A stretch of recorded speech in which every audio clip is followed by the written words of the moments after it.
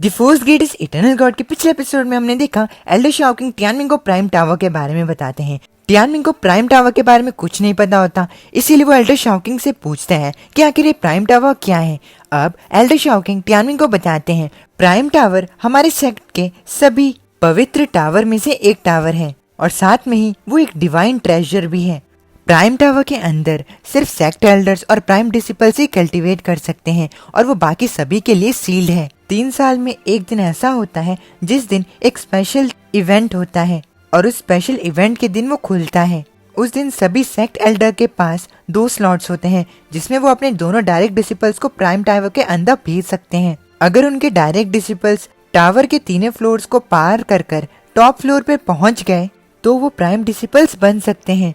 Tianming, क्या तुम्हें पता है कि प्राइम डिसिपल्स क्या होते हैं? टियानमिंग कहता है मुझे पता है कि प्राइम डिसिपल्स क्या होते हैं। वो डिसिपल्स की कैटेगरी में सबसे ज्यादा ऊंचे लेवल के डिसिपल्स होते हैं। सिर्फ सेक्ट एल्डर्स ही उन्हें स्टेटस के मामले में पीछे छोड़ सकते हैं। यहाँ तक कि हॉल प्रीफेक्ट्स एंड चीफ्स जो होते हैं वो प्राइम डिसिपल्स के इक्वल लेवल के होते हैं। अब टियानमिंग खुद से कहता है और प्राइम डिसिपल्स हेवंस एलिसियम के एलिसियन चिल्ड्रन के भी इक्वल होते हैं।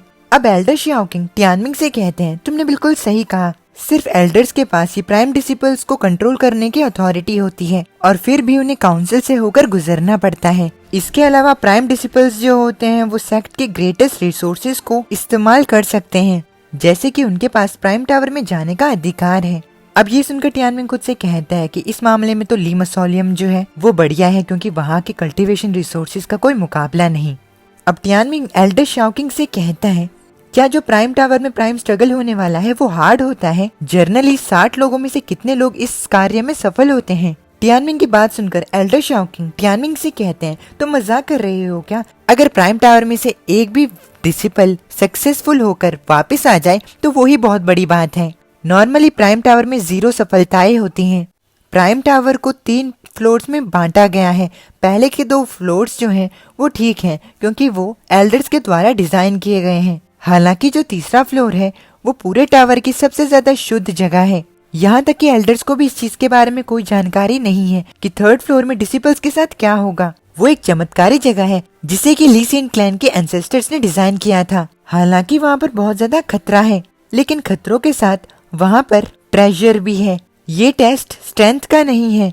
यहाँ तक कि मैं भी श्योर नहीं हूँ कि अगर मैं 3rd फ्लोर के अंदर जाता हूँ तो मैं वापस अनइंजर्ड होकर आऊँ। ये सुनकर टियानमिंग घबरा जाता है एंड कहता है क्या अगर आप ही ऐसा कह रहे हैं तो इसका मतलब मेरे पास तो कोई मौका ही नहीं है। जो चीजें आपने कही हैं उन्हें सुनकर ऐसा लगता है कि प्राइम डिसिपल बनना हेवन को क्लाइम करने से भी ज्यादा मुश्किल है। एल्डर शाओकिंग टियानमिंग से कहते हैं तुम्हें तीसरे फ्लोर में जाने की जरूरत नहीं है और ना ही तुम्हें प्राइम डिसिपल बनने की जरूरत है। इस बार का जो प्राइम स्ट्रगल है वो इस चीज को देखने के लिए नहीं रखा गया है कि कौन प्राइम डिसिपल बन सकता है, बल्कि लोग जो हैं वो 1st एंड 2nd फ्लोर के ट्रेजर्स के लिए उसके अंदर जाते हैं। ये सुनकर टियानमिंग कहता है ट्रेजर्स? आखिर किस तरीके के ट्रेजर्स? एल्डर शाओकिंग बताते हैं जो 1st फ्लोर का ट्रेजर है वो एक हाई टियर टेरेस्ट्रियल माना है जो कि तुम्हारे लाइफ बॉन्ड को 3rd ऑर्डर सेंट बीस्ट बनने में मदद कर सकता है। टेरेस्ट्रियल माना के बारे में सुनकर टियानमिंग काफी ज्यादा शॉक हो जाता है एंड खुद से कहता है एक बीस्ट मास्टर के साथ अगर 3rd ऑर्डर सेंट बीस्ट हो तो वो peak of earth saint realm को भी ब्रेक थ्रू कर सकते हैं। ये तो सच में काफी बड़ी डील है। एल्डर शाओकिंग टियानमिंग को 2nd फ्लोर के प्राइस के बारे में बताते हैं। एल्डर शाओकिंग टियानमिंग को बताते हैं कि जो 2nd फ्लोर का प्राइस होगा वो पहले के 10 एल्डर्स द्वारा डिसाइड किया जाएगा, इसलिए उनको तो इसके बारे में कुछ नहीं पता, लेकिन वो इस चीज के बारे में श्योर है कि वो 1st प्राइस के 3 गुना ज्यादा वैल्यूएबल होगा। टियानमिंग ये सुनकर और ज्यादा शॉक हो जाता है एंड खुद से कहता है हालांकि एक प्राइम डिसिपल बनना काफी ज्यादा मुश्किल होगा क्योंकि मैं 3rd फ्लोर पे नहीं जा पाऊंगा, लेकिन जो 1st 2 फ्लोर के ट्रेजर्स हैं वो मुझे अपनी तरफ अट्रैक्ट कर रहे हैं। अब किंगू एल्डर शाओकिंग से कहती है क्या हम 5 दिनों में डायरेक्टली प्राइम टावर में चले जाएंगे? जहाँ तक मुझे याद है 3 साल पहले प्राइम टावर में जाने से पहले ग्रैंड ओरिएंट बैटलफील्ड में फाइट हुई थी। अब एल्डर शाओकिंग कहते हैं तुमने बिल्कुल सही कहा। रूल्स के अकॉर्डिंग पिछले कुछ सालों में 66 डायरेक्ट डिसिपल्स जो थे उन्हें पहले ग्रैंड ओरिएंट बैटलफील्ड में भेजा गया था 2 राउंड्स के लिए और वो 2 राउंड ऑफ एलिमिनेशन फाइट्स थी। अगर तुम उन राउंड्स में हारते तो तुम डायरेक्टली प्राइम स्ट्रगल से एलिमिनेट हो जाते। सिर्फ 17 डिसिपल्स ही अलाउड हैं टावर में जाने के लिए। टावर में जाकर एक और फाइटिंग राउंड होगा और यही है पूरा प्राइम स्ट्रगल। पहले 2 एलिमिनेशन राउंड्स के बाद डिसिपल्स को आधे महीने का रेस्ट मिलेगा ताकि वो रिकवर कर पाए अपने आप को। जो पहले दोनों एलिमिनेशन राउंड्स होंगे वो ऑफिशियल प्राइम स्ट्रगल के होने के 1 महीने पहले ही होंगे। ये सुनकर टियानमिंग खुद से कहता है, इसका मतलब ये है कि जो रियल प्राइम स्ट्रगल है वो 55 दिनों के बाद होगा। हमारी अभी के स्ट्रेंथ को अगर कैलकुलेट करें तो वो काफी नहीं रहेगी। इसका मतलब हमारे पास कोई भी मौका नहीं है। अगर मैं अपनी स्ट्रेंथ को इंक्रीज कर पाया तो मैं प्राइम डिसिपल बन पाऊंगा और हेवंस एलिसियम की एलिसियन लेडी लॉन्ग से मिल पाऊंगा।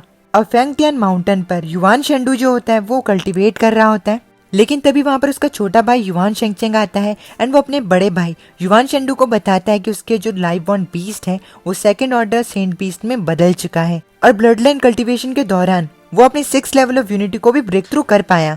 युवान शेंगचेंग की बात सुनकर युवान शेंडू कहता है, तुम इतने में बुरे नहीं हो, फाइनली तुम आगे बढ़ रहे हो, अब तुम उस लेवल पे पहुंच चुके हो जिस लेवल पे मैं 13 साल का था।